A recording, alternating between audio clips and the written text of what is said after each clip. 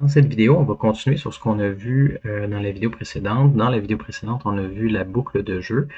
Là, maintenant, on va utiliser des états de jeu. Donc, on va utiliser une variable de type texte pour enregistrer l'état de notre jeu. Puis, on va afficher des choses différentes en fonction de l'état.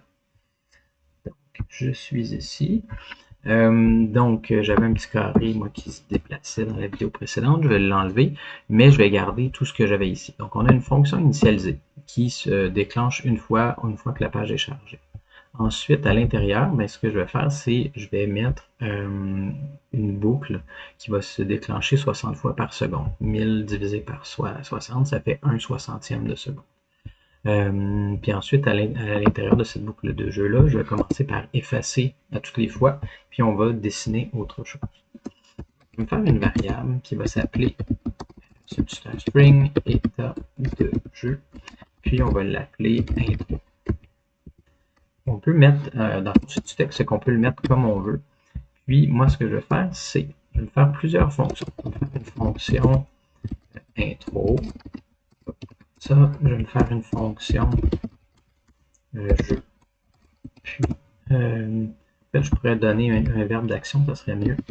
Afficher intro. Afficher jeu. Puis on va avoir fonction afficher. Les états de jeu sont hyper importants. C'est ce qui va nous permettre de contrôler le flow là, de notre jeu, dépendamment si on veut mettre des différentes sections, différentes étapes, si on veut avoir par exemple un menu en pause, si on veut montrer les règlements du jeu, faire un écran d'accueil, montrer le pointage, etc., etc. Puis si notre jeu a plusieurs états, par exemple si on a un état où c'est une animation de l'ordinateur, si on a le joueur qui doit faire une action, etc. Souvent, on va séparer ça en plus petites fonctions, puis chaque fonction va correspondre à quelque chose à afficher. Donc, vous voyez, là, j'ai fait 3 fonctions qui sont vides pour l'instant, on va les remplir après. Moi, dans ma boucle de jeu, moi, tout ce que je veux, c'est si mon état égale à intro, je déclenche afficher intro. Donc, quand je dis déclencher une fonction, on met le nom de la fonction avec les parenthèses. Si j'avais des paramètres, je mettrais les paramètres, mais dans ce cas-ci, j'ai rien du tout. Puis, donc ça veut dire que si on est en mode intro, c'est cette fonction-là qui va se déclencher 60 fois par seconde. Sinon, si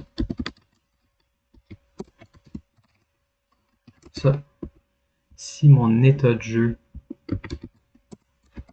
est égal à, je sais pas, le jeu, je vais afficher. Puis, sinon, là, je peux mettre autant d'états que je veux. L'important, c'est de ne pas faire de faute avec vu que c'est une chaîne de caractères, si je mets des majuscules, des minuscules, ça va pas être pareil. Donc, afficher la fin. Ça. Donc, dépendamment, si je suis en mode intro, je vais afficher ça. Ce que je pourrais faire, c'est afficher en texte l'état dans le coin de mon canevas, juste pour qu'on voit où est-ce qu'on est rendu. Au contexte.fill texte, puis je vais mettre backtick et deux points $accolade pour mettre une variable, puis je vais mettre s état de jeu, puis je vais mettre ça à 10.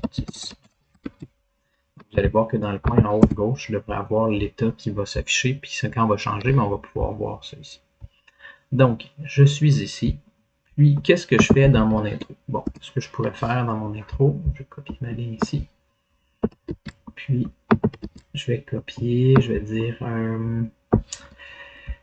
je vais mettre début. Je vais mettre écran d'intro. Écran d'intro. Puis, je vais mettre ça à la moitié, je vais mettre ça au milieu de mon écran. Donc, le milieu, c'est quoi? C'est n hauteur divisé par 2, puis n largeur divisé par 2. Puis pour que ça soit vraiment, vraiment au milieu, je vais dire au contexte. Texte in égale center. Ça veut dire que mon texte va être centré. Là, juste pour être sûr que ça soit pareil en haut, je vais dire que moi, je veux que ça soit left. Toutes les fois que je fais un changement, je veux m'assurer de remettre à zéro mes paramètres. Puis, on va faire la même chose pour les autres, juste pour qu'on voit là, la différence. Écran de jeu, puis écran de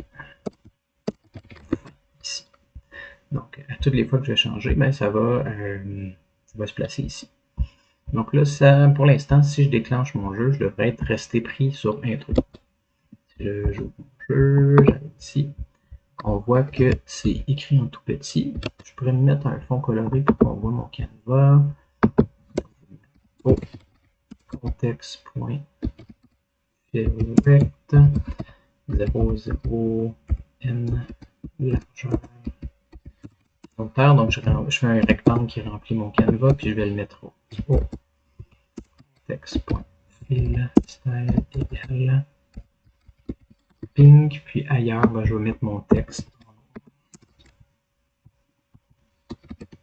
Puis je pourrais grossir la police de texte au contexte.font égale 20 pixels Arial, puis en haut, ben, on va le mettre en petit.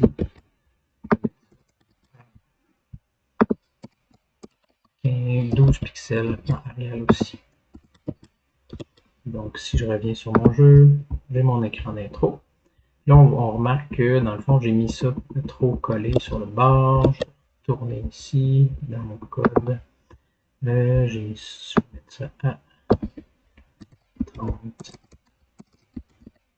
30. Puis quand je veux faire mon milieu, ben, en hauteur, il faut que j'enlève la hauteur de mon texte, qui est 20 pixels de côté. 20 pixels pour que ça soit vraiment centré. Comme ça. Hop.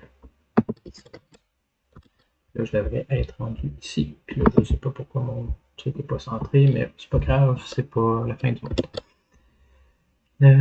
Parce que je me suis trompé. Ça, c'est la largeur.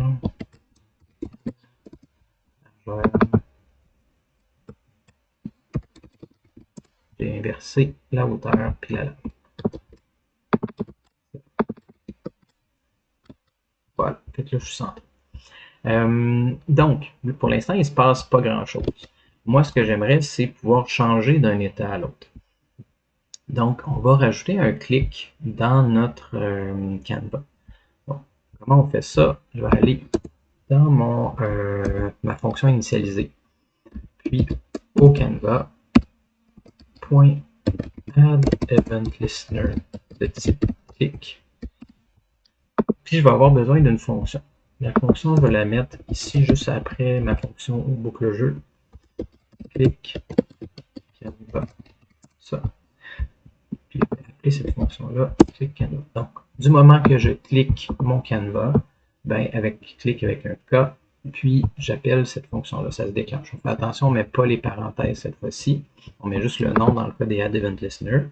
Puis, si mon état de jeu est égal à intro, ben ça devient. Donc, ça va devenir jeu. Puis, je vais faire tout le tour comme ça. Else if c'est jeu. Et ça va devenir fin. Puis, même chose. Si c'est fin, mais ça va redevenir intro. Comme ça, je vais pouvoir redémarrer mon jeu. On a intro. Donc, tout simplement en faisant ça, maintenant, quand je clique sur mon Canva, je peux changer d'état de jeu. On n'est pas obligé de faire un clic, on pourrait attendre que si le temps est terminé, on va faire ça dans la prochaine vidéo, mais au lieu d'avoir un clic, si le temps est terminé, c'est là qu'on s'en va dans l'état de fin. Si par exemple le personnage n'a plus de vie puis est mort, ben, on s'en va à l'état de fin, etc. Mais pour l'instant, juste pour vous montrer que si je clique, je suis rendu à l'intro, le jeu, la fin. L'intro, le jeu, la fin. Donc, Si on récapitule les états de jeu, à quoi ça sert? Ça permet d'afficher certaines choses en fonction d'un état qu'on a prédéfini. Les états, c'est à vous de les définir. Bon, moi, j'ai mis intro, jeu et fin, mais vous pourriez en avoir autant que vous voulez. Puis, vous pourriez avoir menu, vous pourriez avoir pause, vous pourriez avoir choix ordinateur, choix joueur, etc. Animation, vous pourriez mettre pause, peu importe. Puis, ça reste du texte. Puis, on va avoir dans la boucle de jeu un if, puis une série de if, de conditions. Puis, si mon état c'est intro, ben, j'affiche l'intro. Sinon, si l'état c'est jeu, ben, j'affiche le jeu. Si c'est la fin, ben, j'affiche la fin, comme ça.